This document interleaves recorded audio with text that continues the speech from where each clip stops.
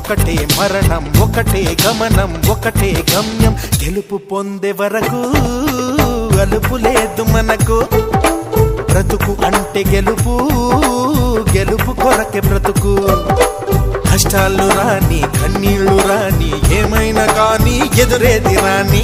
ఓడిపోవద్దు, రాజీ పడొద్దు, నిద్రే నీకొద్దు, నింగి నీ హద్దు. ఒకటే జననం, ఒకటే మరణం, ఒకటే గమనం, ఒకటే గమ్యం. గెలుపు పొందే వరకు